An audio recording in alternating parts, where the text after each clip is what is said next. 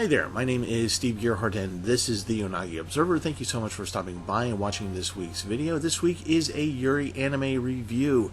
Yes, we're going to talk about a Yuri anime, and that anime is going to be called Strawberry Panic.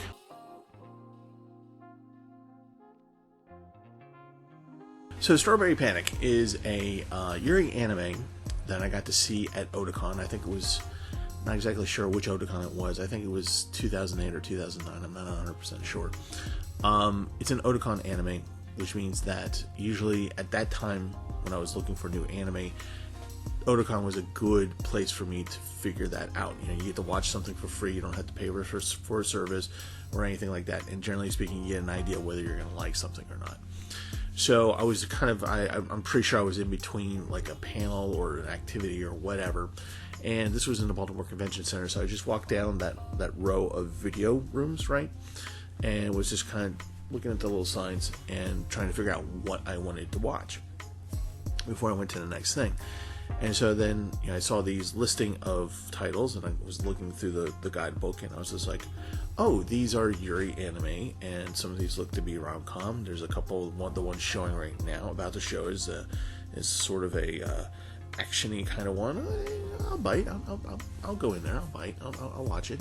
I'm a sucker for romance stories. I just am. I mean, I'm not Harlequin, right? I don't read Harlequin books, but you know, you throw a romantic anime in front of me, I'll watch it. Okay, I'm the guy who screams at the television when Inuyasha was on, screaming at Inuyasha, just for God's sakes, just go ahead and kiss her, you love her, right? You know, I was that guy.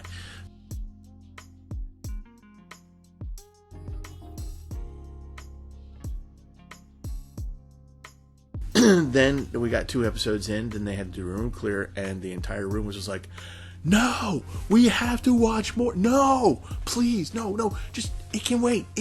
Let's watch more, because we really liked it. And I knew that I was like, okay, this is something I'm going to watch, and I ran from that floor of the Baltimore Convention Center down into the dealer's room, ran straight to Media Blasters, right? Because it's actually licensed by Media Blasters.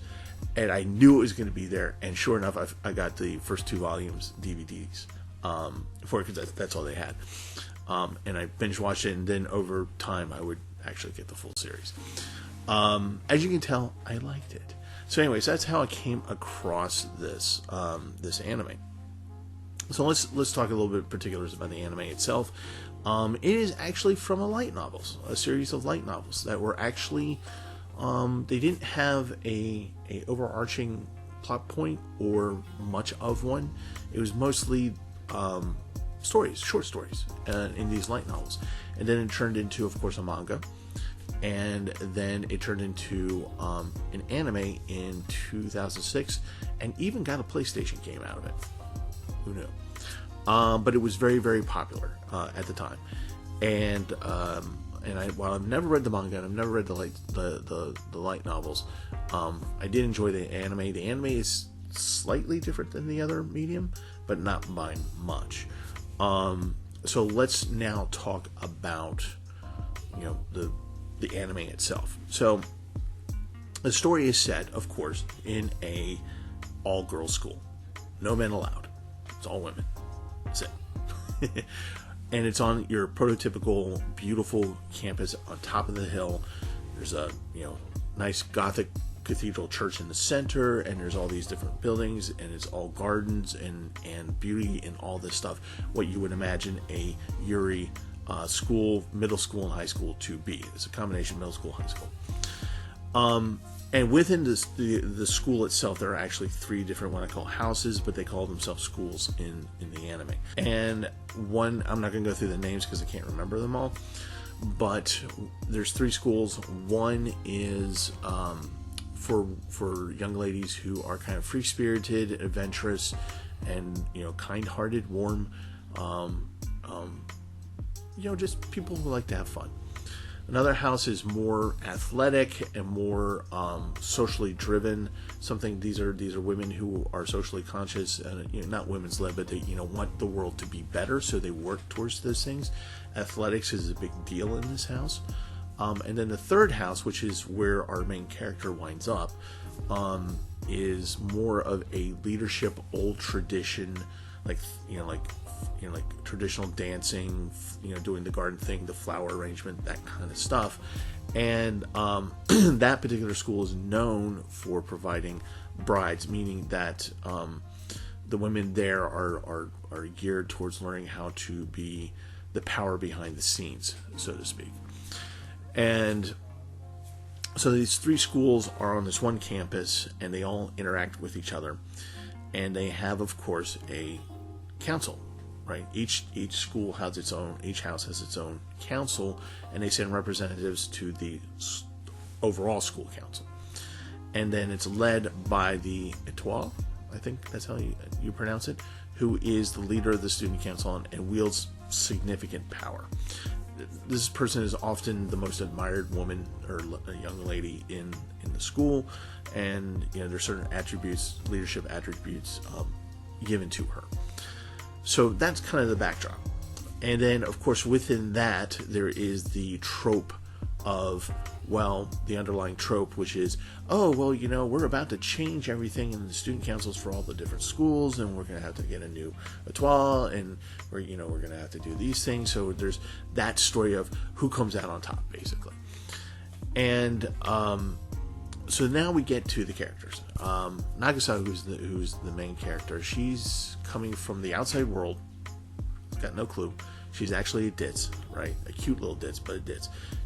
She's open, warm.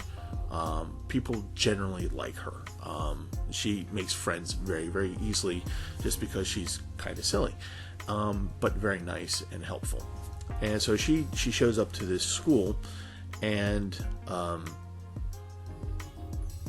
her aunt recommended that she be sent to this school. And so she shows up there, and it's her first day, and she kind of, as she's walking around, she's not really paying attention to where she's going. She trips, starts running down a hill by accident, like the momentum is carrying her, and she crashes into this clearing.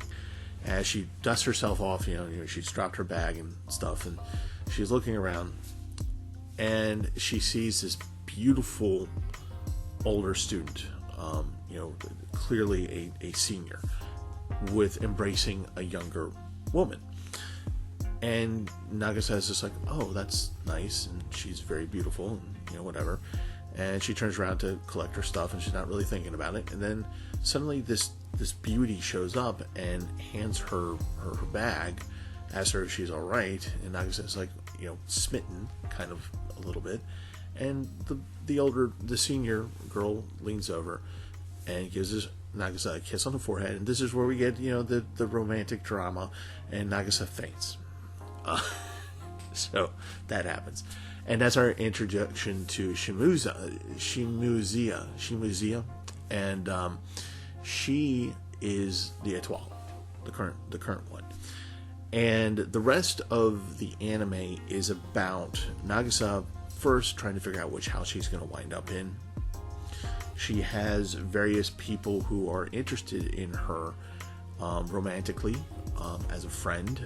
People admire her. She has an attendant of sorts who's not in love with her, but is just like, I admire you so much, and she makes friends with people in the other houses, and she is able to make these like little secret meetings at night when they sneak into each other's room and have tea and biscuits and talk about things. And you realize that that's the next student council that's going to be coming up.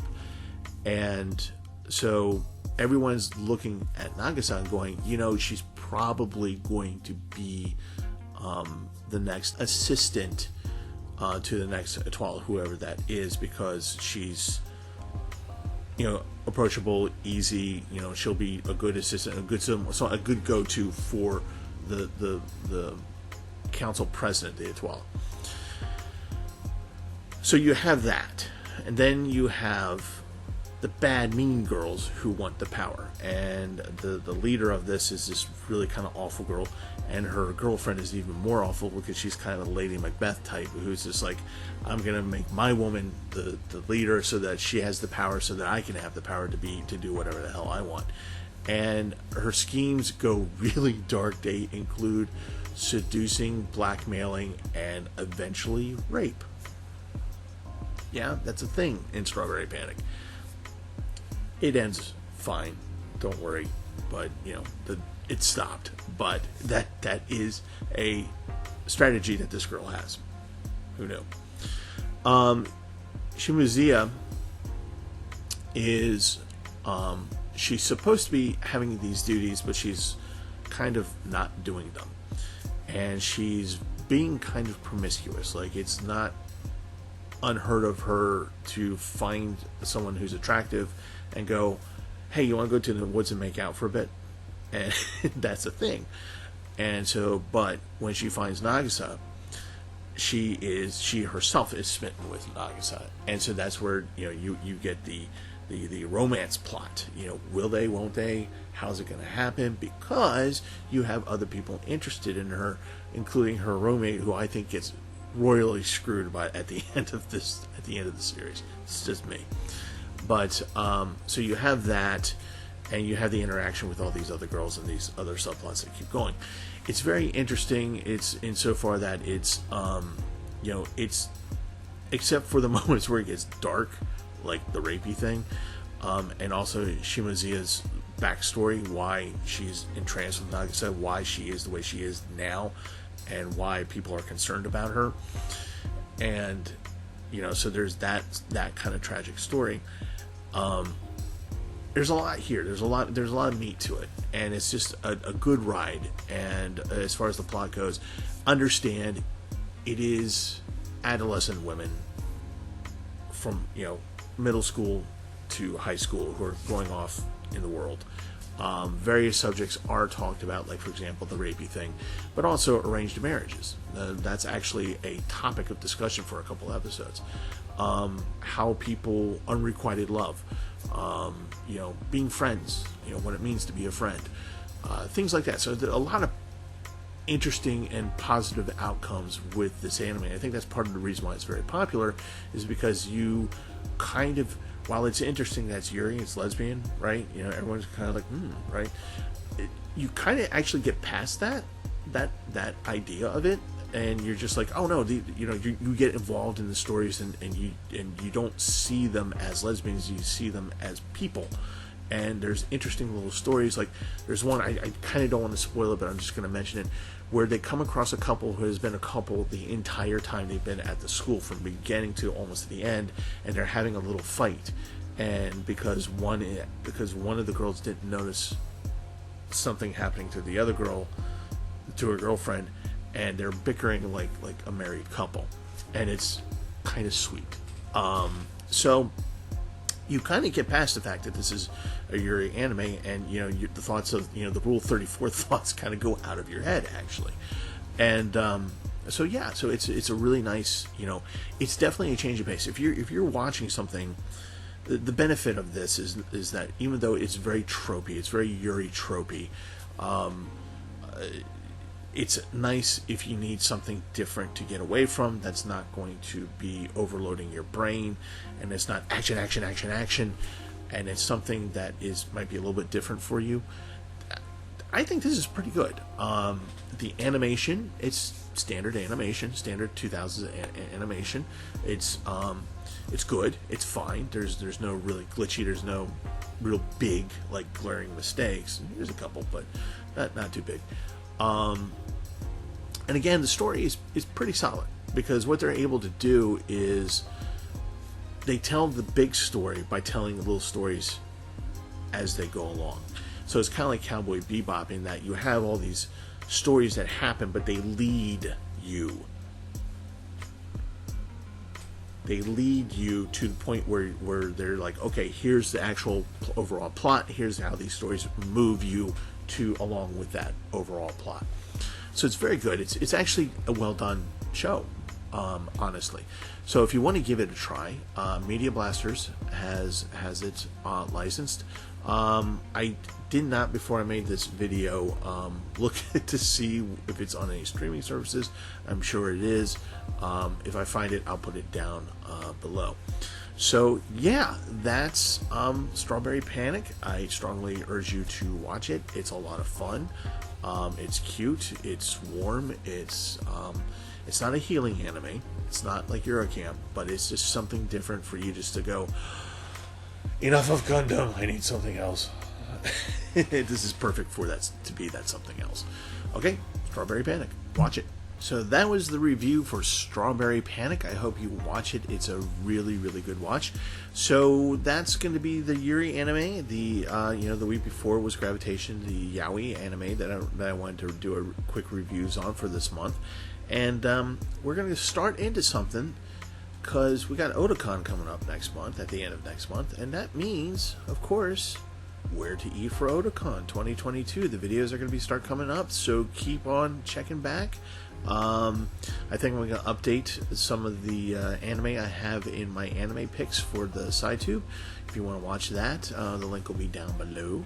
And yeah, watch us on the Weekly Dig at Sundays at 8 p.m. I think we're doing... Actually, I don't know what we're doing this upcoming week.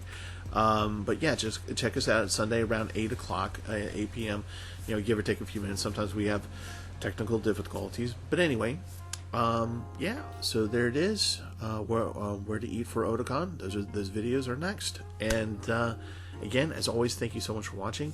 Please take care of yourselves. COVID's still a thing. Get your shots if you haven't. Get your boosters if you haven't.